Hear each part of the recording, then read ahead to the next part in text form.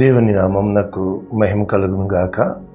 ప్రభువునందు ప్రియులరా, మన ప్రభువు రక్షకుడునైన క్రీస్తు యేసు పరిశుద్ధ నామములో మీ అందరికీ శుభములు. 29వ తేదీ సెప్టెంబర్ మాసము 2024వ సంవత్సరం. ఈ రోజున దేవుడు నీకు ఇస్తున్న ఒక అద్భుతమైన వాగ్దానం.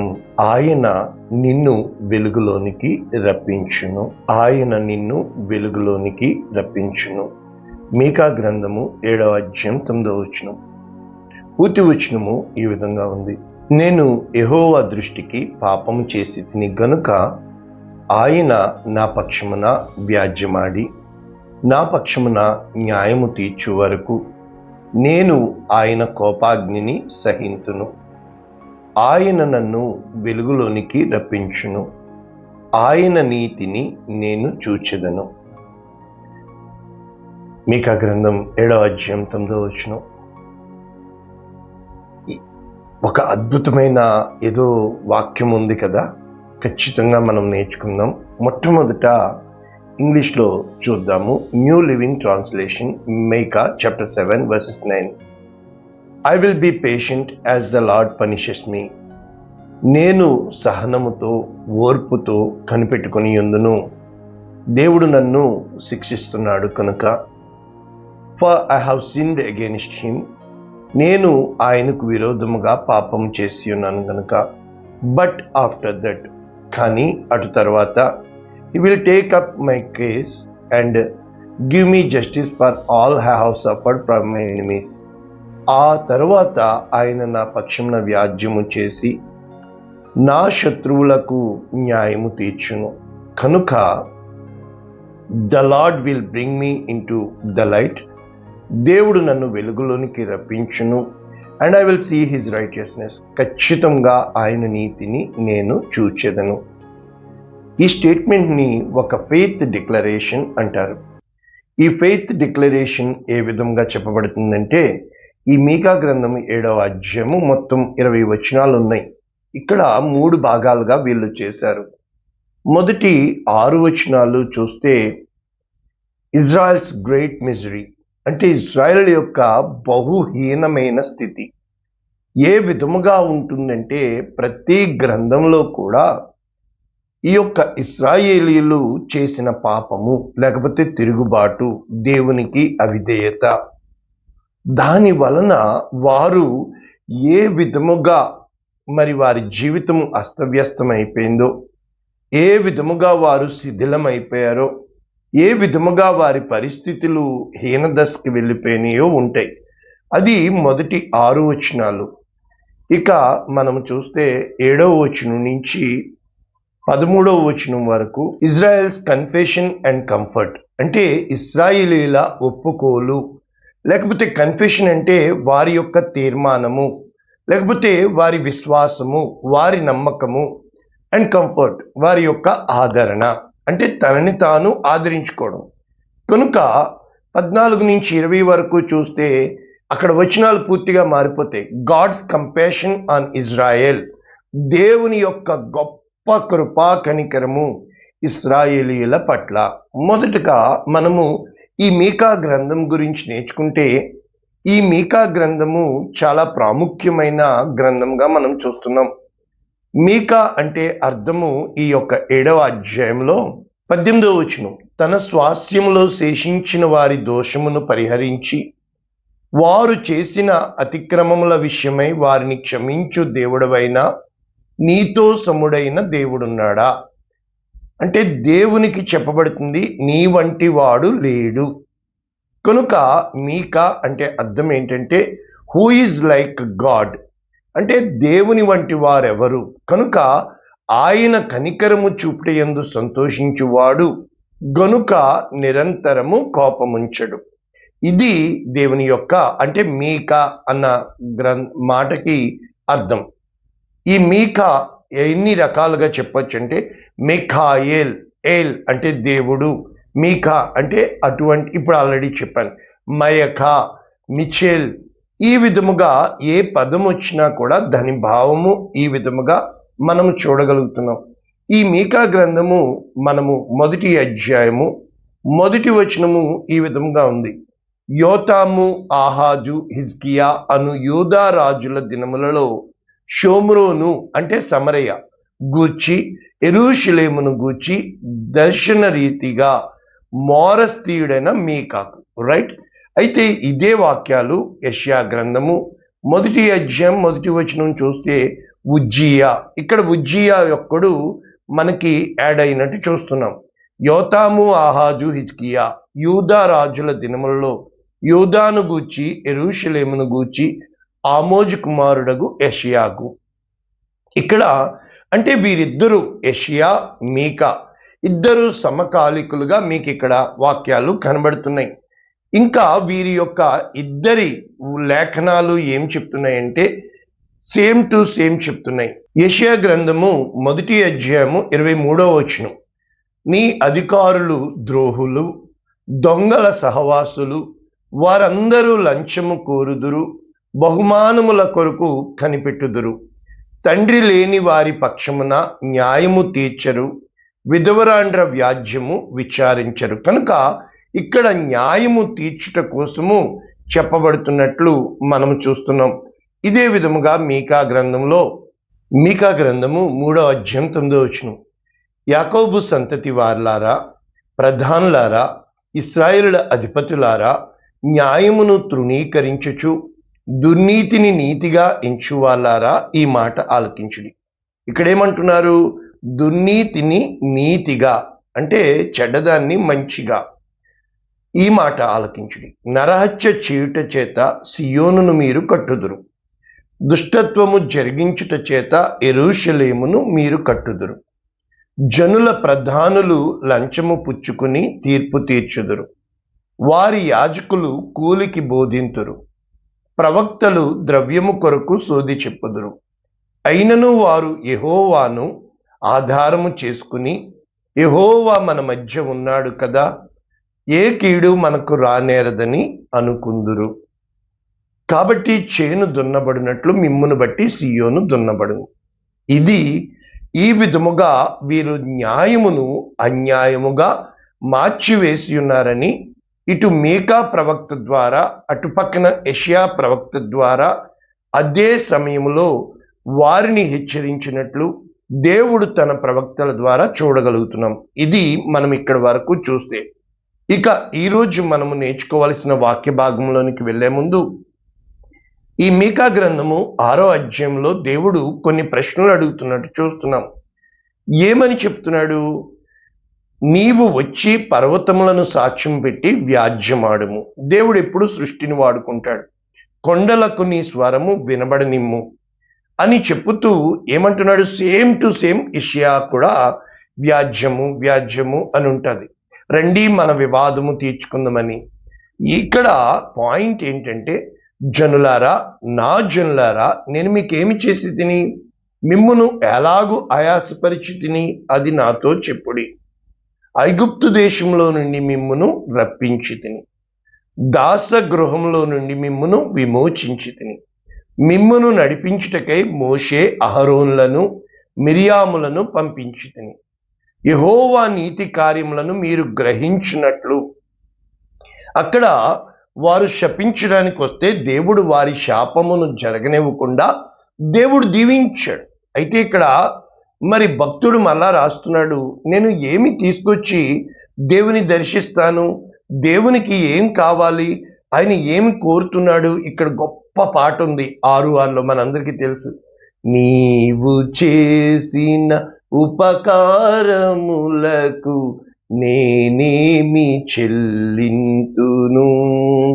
ఇక్కడ అనేకమైన ప్రశ్నలు ఉంటాయి. అయితే 8వ వచనంలో దేవుడు కోరుకుంటుంది ఏమని చూడగలుగుతున్నామంటే, ఏది ఉత్తమమో అది నీకు తెలియజేయబడి ఉన్నది. న్యాయముగా నడుచుకునుటయు నెంబర్ 1, కనికరమును ప్రేమించుటయు నెంబర్ 2, దీన మనస్సు కలిగి దేవుని ఎదుట ప్రవర్తించుట. ఇంతే దేవుడు కోరుకుంటున్నాడు. అంటే 3 విషయాలు కోరుకుంటున్నాడు. నెంబర్ 1, న్యాయముగా నడుచుకుంటా.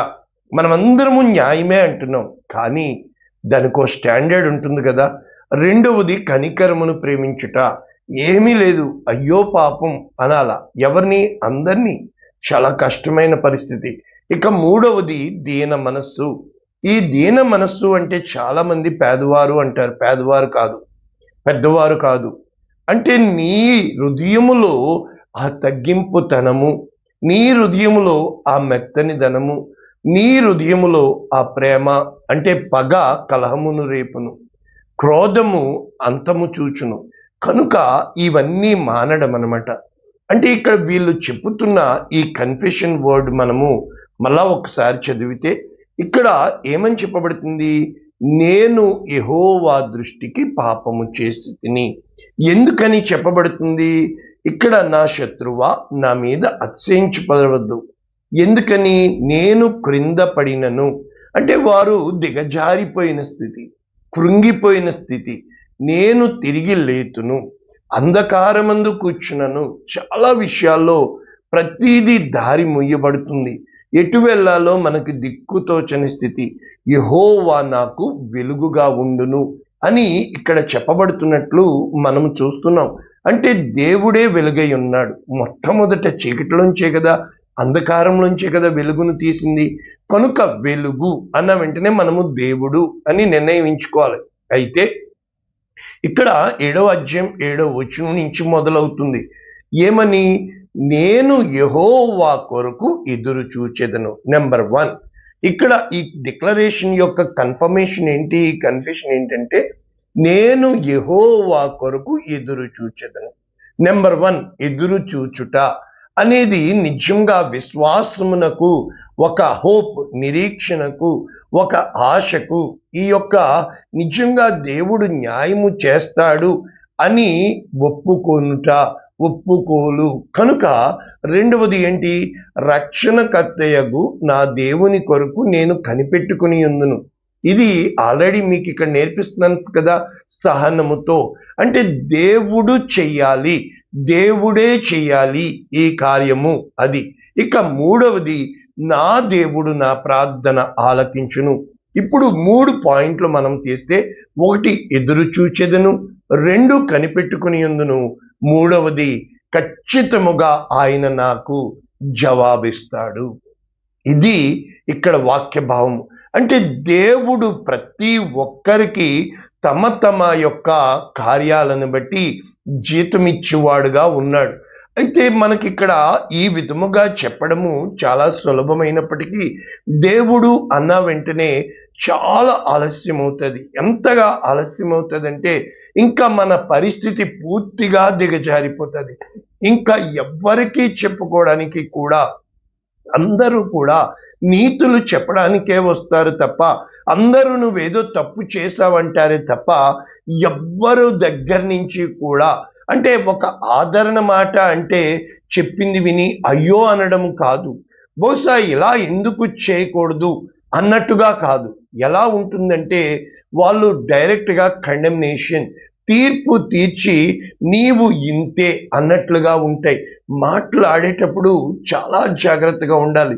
కాబట్టి ఇక్కడ అతని యొక్క కన్ఫెషన్ని, ఈ యొక్క మరి ఎవరికి వాగ్దానాలు, ఎవరి కన్ఫెషను అని అంటే భక్తులుకా, లేకపోతే ప్రవక్త చెప్పుతున్నాడా దేవునికి, ఇశ్రాయేలీయులు లేకపోతే యెరూషలేము తరపున ఇశ్రాయేలీయుల తరపున. ఉదాహరణకి యెషయా 60:1 నీకు వెలుగు వచ్చి ఉన్నది, లెమ్ము తేజరిల్లుము అన్న వాక్యము చూస్తే ఎవరికి వెలుగు వచ్చి ఉన్నది? ప్రవక్తకా, ఇశ్రాయేలీయులకా, లేకపోతే చదువుతున్న నీకు నాకువా? అంటే దేవుడు ఆ రోజున వాళ్ళ పట్ల కనికరము చూపించి, వాళ్ళ పట్ల దయ చూపించి, దేవుడు తానే చీకటిని వెలుగుగా మార్చేవాడు. అందుకనే తన ఆశ్చర్యకరమైన వెలుగులోనికి పిలిచిన వాని గుణాతిశయములను ప్రచురించుటకు అంటాడు పేతురు.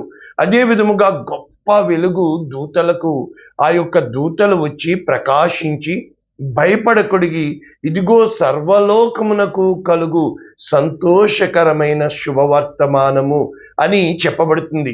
అదే విధముగా యెషయా 9:1 చీకటిలో నడుచుచున్న జనులు గొప్ప వెలుగును చూచిరి. వెలుగు అంటే అర్థం ఏంటంటే అప్పటి వరకు ప్రతి పరిస్థితి కూడా చిమ్మ చీకటి, ఏ కార్యము చేయడానికి అవ్వదు. ఎటు వెళ్ళినా తలుపు మూయబడి ఉంటుంది. ఎవరి దగ్గరికి వెళ్ళినా సహాయము దొరకదు. ఏ విధముగా ఉంటుందంటే నెంబర్ 1 ఒక ఆదరణకరమైన మాట దొరకదు. నెంబర్ 2 సహాయము అందదు. నెంబర్ 3 ఇంకా మన బ్రతుకు అయిపోయింది అన్న స్థితికి మనము దిగజారిపోయినంతగా. కానీ మీకు తెలుసా, ఈ పరిస్థితులన్నింటిలో కూడా దేవుడు నీకు తోడుగానే ఉంటూ ఉంటాడు. కనుక ఇక్కడ ఏమని వీరు కన్ఫెషన్ చేస్తున్నారు? నా పక్షంన వ్యాజ్యమాడువాడు దేవుడే.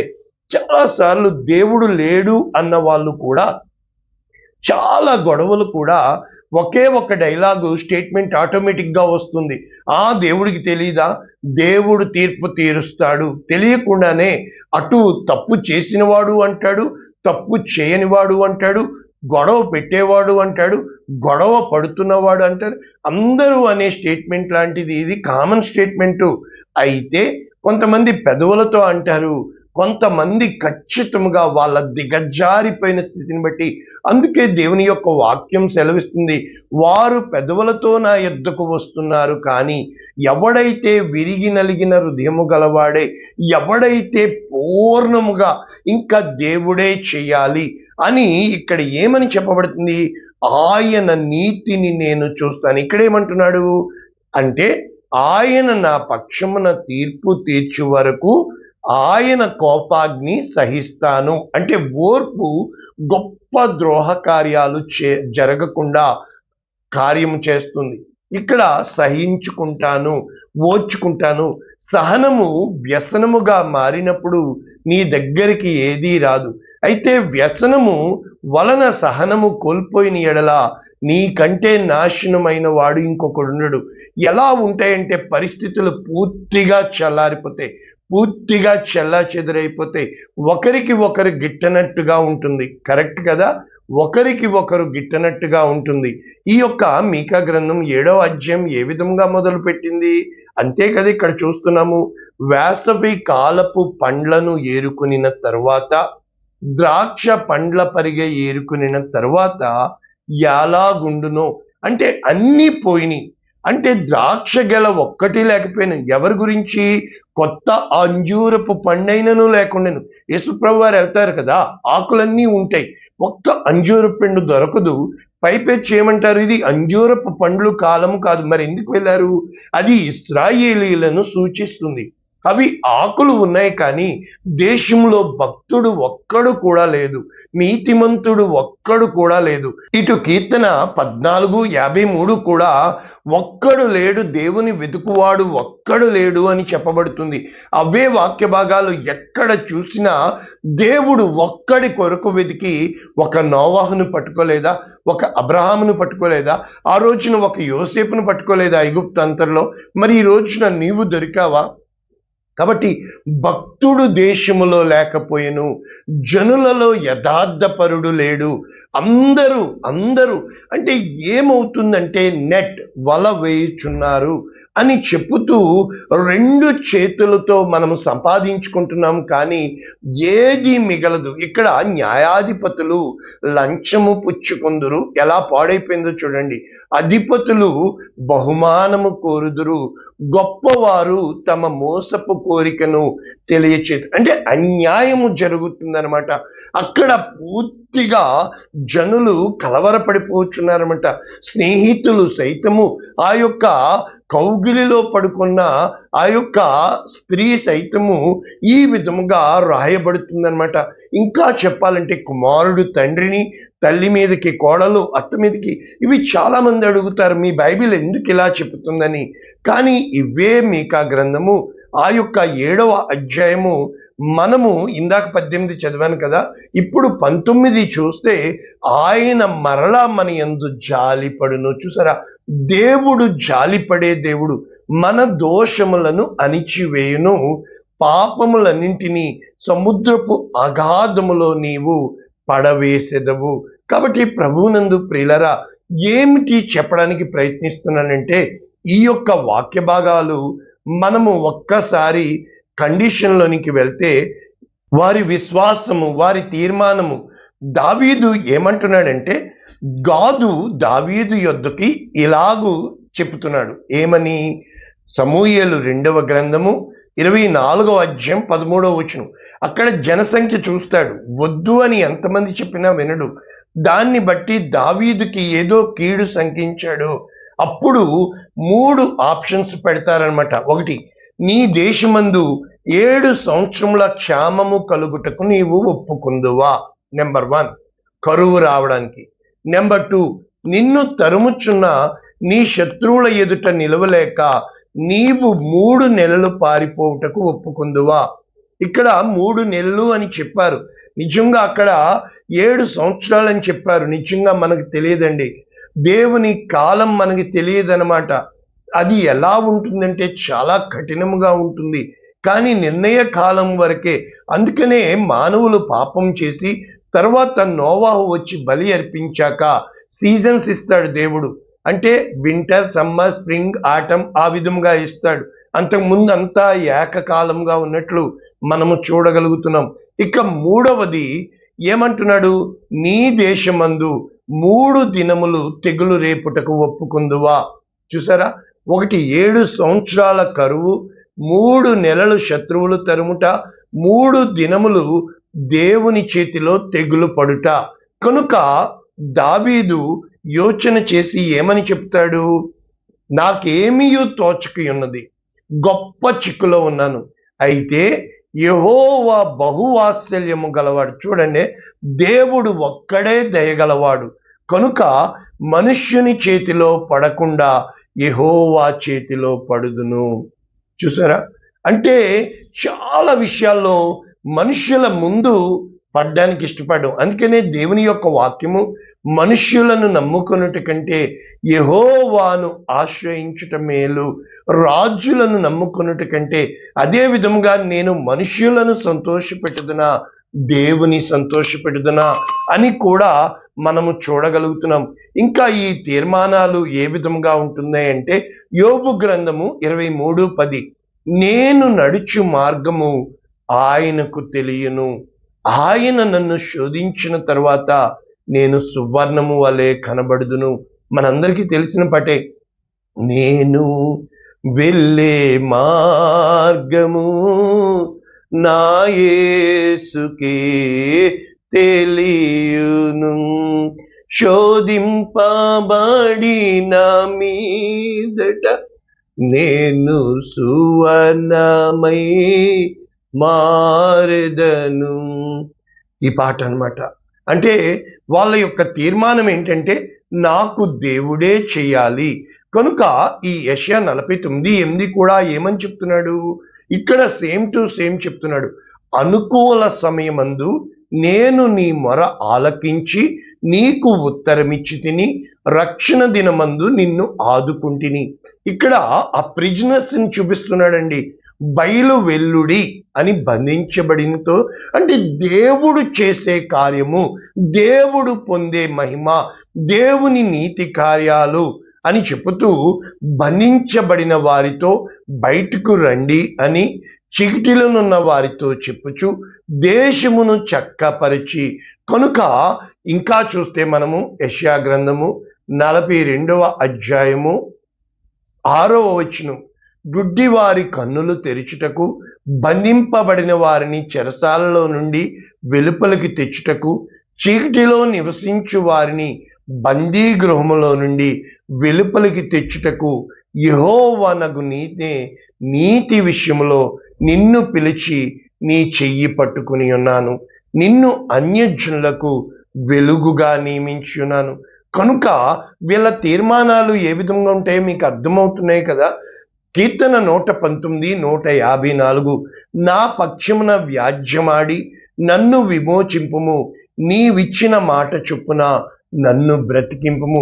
అంటే వాళ్ళు పూర్తిగా దేవుడు అంటే అర్థం ఏంటంటే ఆయన కార్యము చేయగలడు, ఆయన కార్యము చేయగల ఎవ్వరూ తిప్పివేయలేరు అని చెప్తూ కీర్తనలు 37:6 ఏమని చెప్పబడుతుంది? ఆయన వెలుగు వలె నీ నీతిని, మధ్యాహ్నము వలె నీ నిర్దోషత్వమును వెల్లడిపరుచును. కనుక ఆయన ఎదుట మౌనముగా ఉండి కనిపెట్టుకోను. ఇందాక చెప్తున్నాం కదా, కనిపెట్టుకోవడం అంటే మౌనముగా ఉండడము. కనుక ఇక్కడ ఈ కీర్తన 37 అంటే అంతా ఒకటే చెప్తుంది, చెడ్డవారిని చూచి నీవు వ్యసన పడకము అని ఎంతగానో ఈ యొక్క కీర్తన 37 మనకి చెప్పబడుతున్నట్లు చూస్తున్నాం. కోపము మానుము, ఆగ్రహము విడిచిపెట్టము, వ్యసన పడకము అంటే దిగులు పడద్దు, అది కీడికే కారణం, నువ్వు కృంగిపోతావు. మరి ఇదే మాట ఇంకా దావీదు ఎన్నిసార్లు చెప్తున్నాడో చూసారా? అంటే సమూయేలు మొదటి గ్రంథము 24వ అధ్యాయం 15వ వచనం, సౌలు తరమడానికి వచ్చినప్పుడు నేను సమాధాన స్థితి కోసం చెప్పాను, అక్కడ చెప్పాను, అది చూడండి. ఇక్కడ ఏమని చెప్తున్నాడు? యెహోవా నీకు నాకు మధ్య న్యాయాధిపతి అయి తీర్పు తీర్చునుగాక. ఇదనమాట వాళ్ళ కన్ఫెషన్. ఆయనే సంగతి విచారించి నా పక్షమున వ్యాజ్యమాడి నీ వశము కాకుండా నన్ను నిర్దోషిగా తీర్చునుగాక. కనుక ప్రభునందు ప్రియులరా, వారు ఒప్పుకుంటున్న ఈ ఒప్పుకోలు ఈ విధముగా ఉంటాయన్నమాట. మనము హబక్కూకు 3వ అధ్యాయంతో మనం ముగించుకుంటే ఏ విధముగా ఉంటుంది వీళ్ళ తీర్మానము అంటే 18వ వచనం, నేను యెహోవా యందు ఆనందించెదను, నా రక్షణకర్త అయిన నా దేవుని యందు నేను సంతోషించెదను.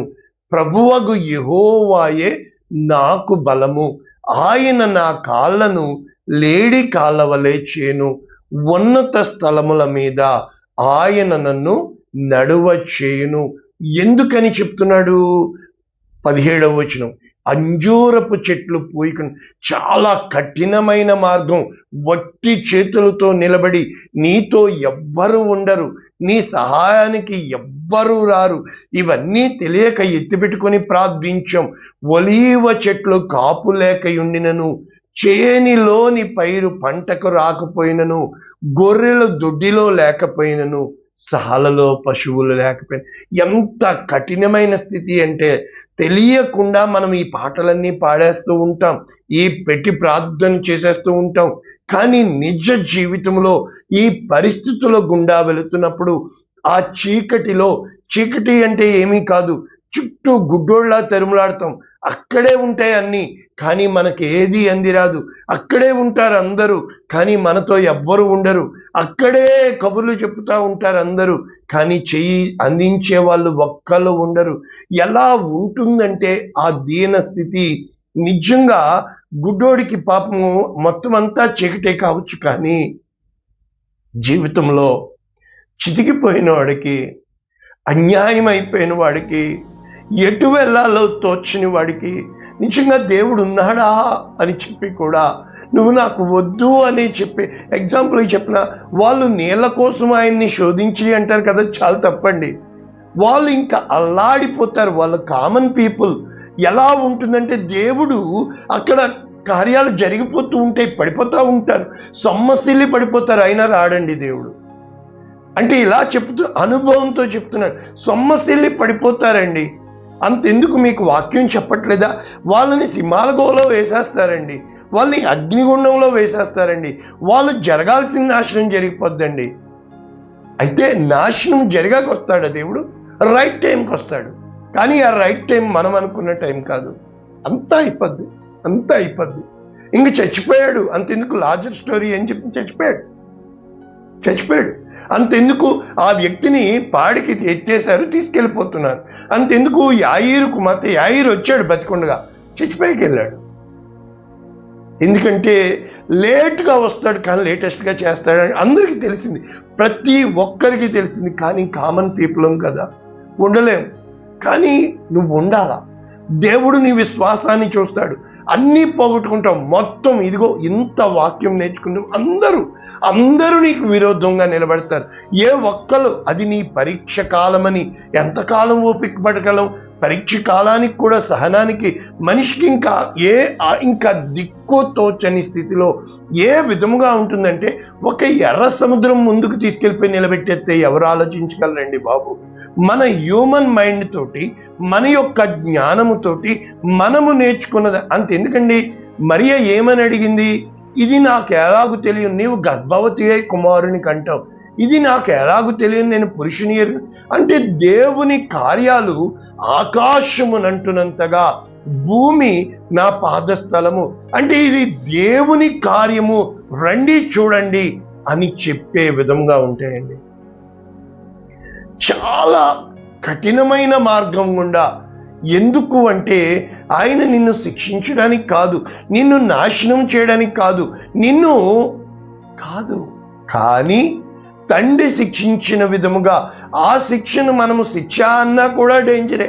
మనుషులు డిసైడ్ అయిపోతారు, నువ్వు తప్పు చేసావు, ఆ సేవకుడు లేడా, ఈ సేవకుడు లేడా, వాళ్ళు కాదా, వీళ్ళు కాదా అంటే మెటీరియలిజంను బట్టే తీర్పు తీరుస్తారు తప్ప మరి ఏ విధముగా మనము ఒప్పుకున్న ఒప్పుకోలకి ధైర్యంగా ఉండగలమో కదా.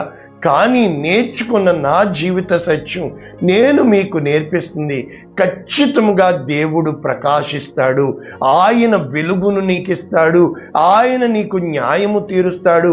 కానీ అది నువ్వు నీతిమంతుడు అని కాసుమా, కనికరమిస్తాడు, కృపని చూపిస్తాడు, నీ చెయ్యి పట్టుకొని లేవనెత్తుతాడు, నిన్ను తలగా ఎత్తుతాడు, నీవు పడిపోయినా తిరిగి లేపుతాడు, చీకటిలో ఉన్న వెలుగులోనికి రప్పిస్తాడు, బంధించబడిన విమోచిస్తాడు, విడుదల చేస్తాడు. నీ పక్షమున నీ దేవుడు నిలబడతాడు తప్ప నీవు అనుకున్న ఎవ్వరూ నిలబడరు. ఇది నేను నేర్పించిన వాక్యము. పరిశుద్ధుడా, ప్రేమ కలిగిన తండ్రి, కృప కలిగిన దేవా, విత్తబడిన వాక్యమును దీవించిన వారే మరి వెలుగులోకి రప్పించే దేవుడు అని, మా బంధకములు విడదీసే దేవుడు అని, మా చీకటిని వెలుగుగా మార్చే దేవుడు అని, మా యొక్క కన్నీటిని చూస్తున్న దేవుడు అని, మా గుండె పగిలి ఏడుస్తున్న కార్యాలు లక్ష్య పెడుతున్న దేవుడు అని, మరి ఒకసారి ఎంతమంది ఈ వాక్యం వింటున్నారో వారిని, వారి కుటుంబాలని యేసు నామమున దీవిస్తున్నాము తండ్రి. ఆమేన్. God bless you all. దేవుడు మిమ్మను దీవించునుగాక. ఆమేన్.